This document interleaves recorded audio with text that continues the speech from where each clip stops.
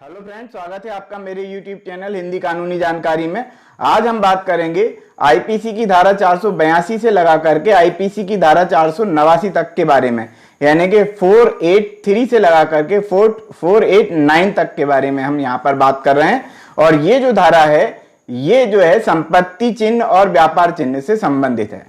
इसका हमने पिछला वीडियो बनाया है। पिछले वीडियो को यदि आप देखना चाहते हैं तो यहाँ पर क्लिक करेंगे, यहाँ से आपको लिंक मिल जाएगा, वहां पर जाकर के आप पिछले वीडियो को देख लें। उसमें परिभाषा दी गई है और मतलब कि संपत्ति चिन्ह क्या है और व्यापार चिन्ह क्या है, इससे संबंधित बताया गया है।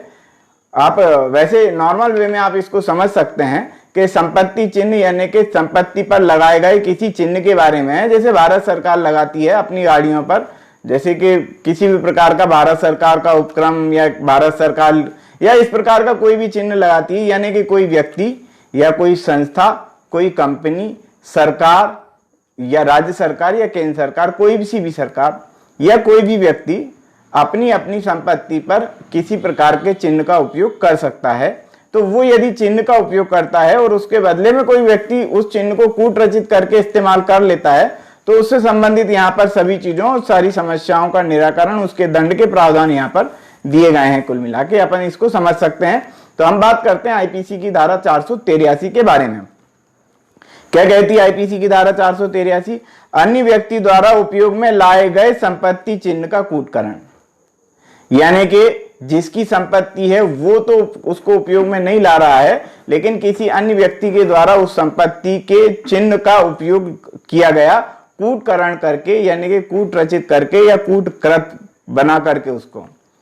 ठीक है, अब हम पढ़ लेते हैं क्या लिखा है। जो कोई किसी संपत्ति चिन्ह का, मान लेते हैं कि किसी व्यक्ति ने उसको जो है संपत्ति चिन्ह अपने वाहनों पर कंप्लीट करवा रखा है, वाहन ही पर करवाया जा सकता है, मतलब कि ये जो है अचल संपत्ति पर नहीं बल्कि चल संपत्ति पर लागू होता है, यानी कि जितनी भी चल संपत्तियां हैं उस पर ही प्रॉपर्टी चिन्ह लगाए जाते हैं। तो प्रॉपर्टी चिन्ह का उपयोग जो कोई किसी संपत्ति चिन्ह का जो किसी अन्य व्यक्ति द्वारा उपयोग में लाया जाता है, यानी कि जिसकी संपत्ति नहीं है उसके द्वारा यदि उस संपत्ति चिन्ह का उपयोग लाया जाता है और वो भी कूटकरण करके लाया जाता है, इस प्रकार का यदि कोई व्यक्ति कूटकरण करता है तो वह दोनों में से किसी भी भांति के कारावास से, जिसकी अवधि 2 वर्ष हो सकती है, दंडित किया जाएगा और या फिर जुर्माने से उसको दंडित किया जाएगा या दोनों से ही उसको दंडित किया जा सकेगा। ये बताया गया है आईपीसी की धारा 483 में। अब हम बात कर लेते हैं आईपीसी की धारा 484 के बारे में। आईपीसी की धारा 484 लोक सेवक द्वारा उपयोग में लाए गए चिन्ह का कूटकरण।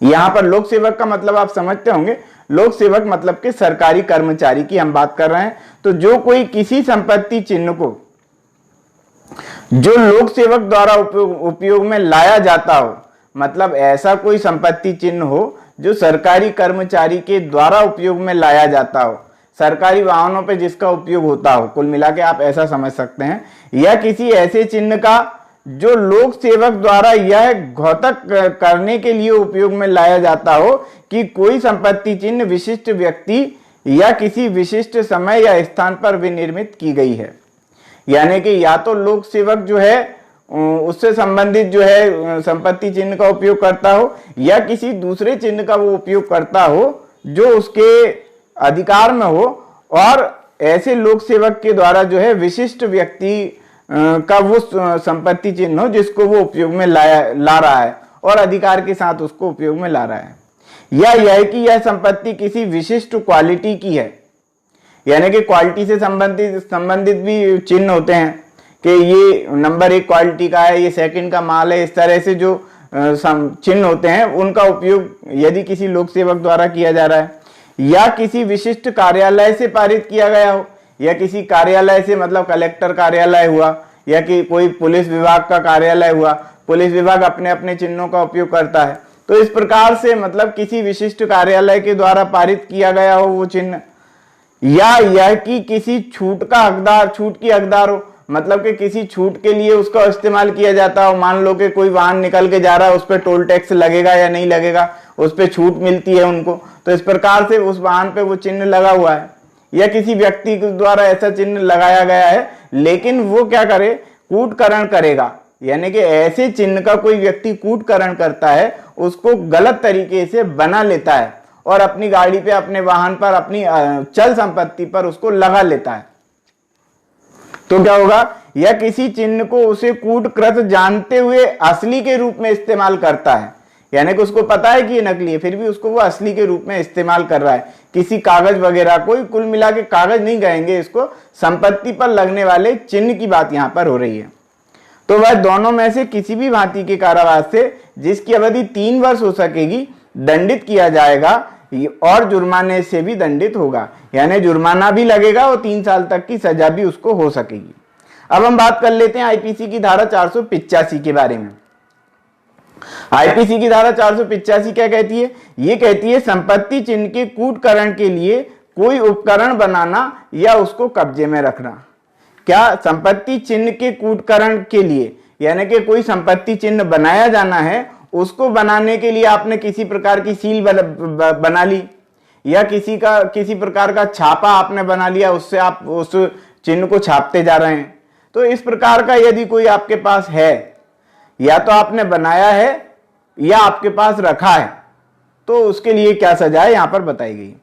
जो कोई संपत्ति चिन्ह का कूटकरण के प्रयोजन से, जो कोई व्यक्ति संपत्ति चिन्ह के कूटकरण के आशय से कोई डाई, पट्टी या अन्य उपकरण बनाएगा या सील वगैरह बनाएगा या कोई डाई बनाएगा या अपने कब्जे में रखेगा, यानी कि या तो वो बनाएगा या फिर अपने कब्जे में रखेगा, अथवा यह घोतक करने के प्रयोजन से कि कोई माल ऐसे व्यक्ति का है, ये बताने के लिए कि ये माल जो है फलाने व्यक्ति का है, ताकि वो छूट से निकल जाए चुपचाप और उस पर कोई जांच वगैरह ना हो सके।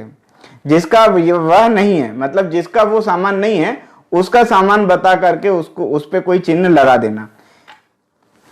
क्या है? तो किसी संपत्ति चिन्ह को अपने कब्जे में रखेगा या उसको बनाएगा, तो क्या होगा? वह दोनों में से किसी भी भांति के कारावास से, जिसकी अवधि 3 वर्ष हो सकेगी, दंडित किया जाएगा, और या फिर जुर्माने से भी दंडित होगा या फिर दोनों ही उसको देना होंगे, यानी जुर्माना भी लगेगा और उसको सजा भी उसको हो सकती है। न्यायालय के विवेक पे ये डिपेंड करता है।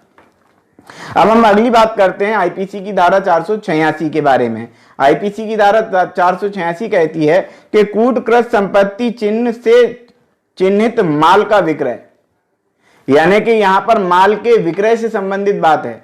यानी कि पहले तो आप नकली चिन्ह बना करके उस पे चिन्ह लगा दिया, उस माल पे चिन्ह लगा दिया, उस संपत्ति पे कोई चिन्ह लगा दिया, और फिर उसको बेचना, यानी कि विक्रय करना। जो कोई किसी माल या चीजों को स्वयं उन पर या किसी ऐसी पेटी, पैकेज या अन्य पात्र पर जिसमें ऐसा माल रखा हो, कोई कूटकृत संपत्ति चिन्ह लगा हुआ या छपा होते हुए बेचेगा या बेचने के लिए अभिदर्शित करेगा, यानी बेचने के लिए रख देगा, ये बेचने के लिए साहब। तो ऐसे में क्या होगा? या अपने कब्जे में रखेगा जब तक कि यह साबित न कर दें। क्या साबित ना कर दें? कि इस धारा के विरुद्ध, यानी धारा 486 के विरुद्ध अपराध करने की सब युक्तियुक्त पूर्वावधानी बरतते हुए चिन्ह का असलीपन के संबंध में संदेह करने के लिए उसके पास कोई कारण अभिलिखित अपराध करने के समय नहीं था। यानी कि वो ऐसा कुछ नहीं चाहता था कि वो जो है इसको गलत तरीके से इस्तेमाल करे, उसको कुछ पता नहीं था इस प्रकार का वो प्रदर्शित करे, है ना। यदि वो इस प्रकार का प्रदर्शित नहीं कर पाता है तो वो जो है अपराधी कहलाएगा, और उस अपराध के लिए उसको दोनों में से किसी भी भांति के कारावास से, जिसकी अवधि 1 वर्ष हो सकेगी, दंडित किया जाएगा या जुर्माने से भी उसको दंडित किया जाएगा। इसमें 3 शर्तें बताई गई हैं कि वो किन किन शर्तों का पालन उसको करना चाहिए। हम यहाँ पर समझ लेते हैं। पहला तो मैंने बता दिया कि वह युक्तियुक्त कारण से ये बताए कि वो जो है उसको पता नहीं था इस बात का कि इस पे गलत तरीके से चिन्ह लगाया गया। दूसरा कारण क्या है?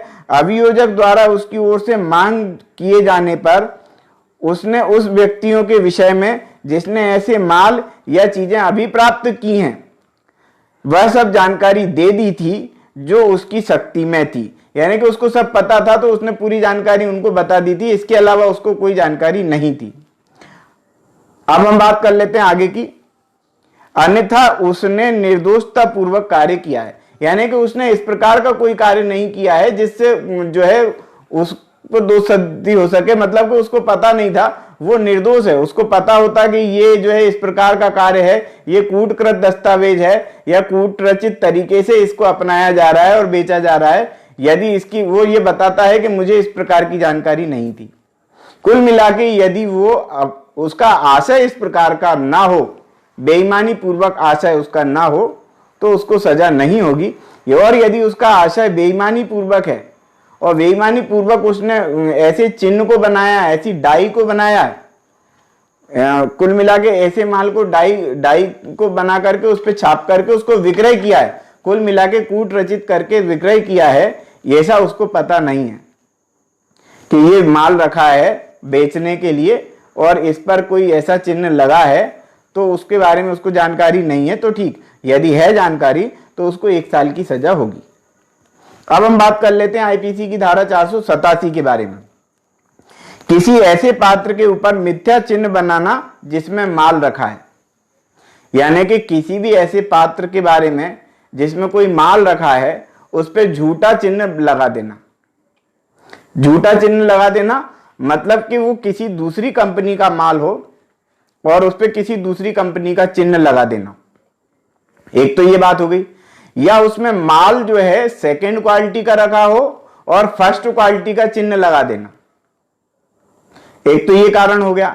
या फिर उसमें वो माल हो ही नहीं जो उसमें बताया गया है, इस प्रकार का चिन्ह लगा देना।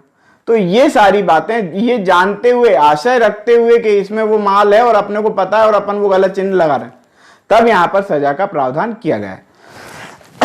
क्या सजा है यहां पर ये बताया, इसको हम पढ़ लेते हैं। क्या लिखा है? जो कोई किसी पेटी, पैकेज या अन्य पात्र के ऊपर जिसमें माल रखा हुआ है ऐसी रीति से कोई ऐसा मिथ्या चिन्ह बनाएगा। कैसा मिथ्या चिन्ह बनाएगा?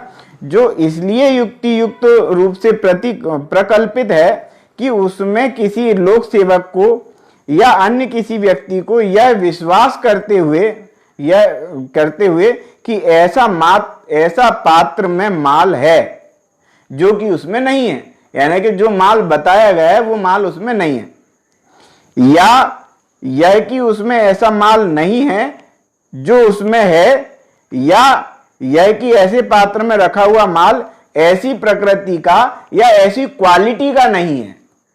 मैंने आपको समझा दिया ये सब चीजें, आप खाली हम पढ़ रहे हैं तो समझ में आ जाता कि जो उसकी वास्तविक प्रकृति या क्वालिटी से भिन्न है, यानी कि जो क्वालिटी का माल होना चाहिए था उस क्वालिटी का माल उसमें नहीं है, जब तक कि यह साबित ना कर दे कि उसने यह कार्य कपट पूर्वक आशय से किया है।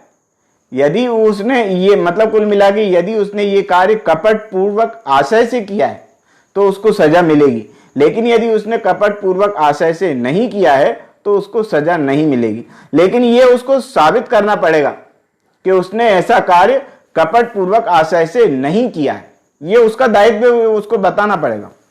यदि वो नहीं बता पाता है तो क्या, तो वह दोनों में से किसी भी भांति के कारावास से जिसकी अवधि 3 वर्ष हो सकेगी दंडित किया जाएगा, या फिर जुर्माने से भी दंडित होगा, या फिर दोनों ही उसको मिल सकते हैं, जुर्माना भी लग सकता है और जो है सजा भी उसको हो सकती है। अब हम बात कर लेते हैं आईपीसी की धारा 488 के बारे में। क्या कहती है? किसी ऐसे मिथ्या चिन्ह का उपयोग में लाने के लिए दंड। कौन से वाले? जो धारा 487 में यानी कि इसके पहली वाली धारा में जो दिया गया है, यदि कोई व्यक्ति इस प्रकार का कार्य करता है। कौन सा कार्य करता है? जो अभी मैंने बताया कि जिसमें माल तो फर्स्ट सेकंड का है और फर्स्ट का चिन्ह लगा दिया, या माल उसमें वो वाला है ही नहीं है जिसका उसमें चिन्ह लगाया गया है, या माल उस व्यक्ति का नहीं है, या माल उस कंपनी का नहीं है जिस कंपनी का उस पर चिन्ह लगाया गया है। यदि कोई इस प्रकार का कार्य करता है तो उसके लिए जो है ये बताया गया है कि जो कोई अंतिम पूर्ववर्ती धारा, यानी कि जो हमने अभी हाल चर्चा की जिस विषय पे, वो वाली धारा द्वारा प्रतिषिद्ध किसी प्रकार से ऐसे मिथ्या चिन्ह का उपयोग करेगा जब तक कि वह व्यक्ति साबित न कर दे कि उसने वह कार्य कपट पूर्वक आशय के बिना किया है तो वह उसी प्रकार दंडित होगा मानो वह उस धारा के विरुद्ध अपराध किया हो। कुल मिला के इस टॉपिक का यानी धारा 488 का कोई मीनिंग नहीं निकलता है, इसको अपन धारा 487 में कवर कर चुके हैं। यहाँ पर यही लिखा हुआ है कि कोई व्यक्ति पूर्वगामी धारा के अंतर्गत पूर्वगामी कार्य करता है तो उसको पूर्वगामी धारा के अंतर्गत ही दंड दिया जाएगा, तो कोई मीनिंग नहीं है उसका। इस तरह से हम उसको समझ लें। मैं एक बार पढ़ देता हूं आप समझ सकें। जो कोई अंतिम पूर्वगामी धारा यानी कि जो हमने अभी पढ़ी धारा 487, अभी हम 488 पढ़ रहे हैं, तो धारा 487 द्वारा प्रतिसिद्ध किसी प्रकार के किसी ऐसे मिथ्या चिन्ह का उपयोग करेगा जब तक कि वह यह साबित ना कर दे कि उसने वह कार्य कपट के आशय से के बिना किया है, तो वह उसी प्रकार दंडित किया जाएगा मानो उसने उस धारा के विरुद्ध अपराध किया है। मतलब उस धारा के विरुद्ध अपराध किया है और उसी धारा के अंतर्गत उसको दंड मिलना चाहिए, जो हम पहले समझ चुके हैं धारा 487 के बारे में।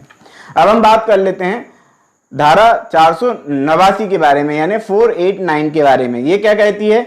ये कहती है क्षति कारित करने के आशय से संपत्ति चिन्ह को बिगाड़ना। यानी कि किसी प्रकार का संपत्ति का चिन्ह लगा हुआ है और हम उस संपत्ति के चिन्ह को मिटा दें तो वो जो अपराध होगा और उसमें जो सजा होगी वो धारा 489 में दी गई है। मान लेते हैं कोई संपत्ति का चिन्ह है जिसको बिगाड़ दिया गया, मतलब कि कोई टायर वगैरह है, टायर पे नाम लिखे होते हैं, जैसे कि किसी प्रकार का यदि टायर पे नाम लिखा हुआ है या ISI मार्क लगा हुआ है और उसको मिटा दिया जाए। मिटा क्यों दिया जाए? कि किसी प्रकार से उसको क्षति कारित करने के लिए। जो कोई, अब यहां पढ़ लेते हैं अपन, जो कोई किसी संपत्ति चिन्ह को यह आशय रखते हुए या यह संभाव्य जानते हुए कि तद द्वारा किसी व्यक्ति को क्षति हो या वो क्षति कारित करे, किसी संपत्ति चिन्ह को अपसारित करेगा, नष्ट करेगा, विरूपित करेगा यानी कि उसका रूप बिगाड़ देगा, या उसमें कुछ जोड़ेगा यानी कि कुछ नया बना दिया, उसने जोड़ दिया उसमें कुछ, वह दोनों में से किसी भी भांति के कारावास से जिसकी अवधि 1 वर्ष हो सकेगी और या फिर जुर्माने से या दोनों से उसको दंडित किया जाएगा। आज की वीडियो में इतना ही। वीडियो यदि पसंद आया हो तो वीडियो को लाइक करें, शेयर करें, कमेंट्स करें, और यदि अभी तक आपने मेरे चैनल को सब्सक्राइब नहीं किया है तो सब्सक्राइब जरूर कर लें, बेल आइकॉन प्रेस कर दें ताकि अगली वीडियो का नोटिफिकेशन भी आपको मिल जाए। यदि आप इससे संबंधित और भी वीडियो देखना चाहते हैं, पूरी की पूरी IPC पढ़ना चाहते हैं, यदि आप स्टूडेंट हैं और अध्ययन कर रहे हैं और IPC पढ़ना चाहते हैं तो यहां पर क्लिक करें, आपको पूरी की पूरी IPC यहां से मिल जाएगी। तो आज की वीडियो में इतना ही। वीडियो को शेयर जरूर करें। वीडियो सुनने के लिए बहुत बहुत धन्यवाद।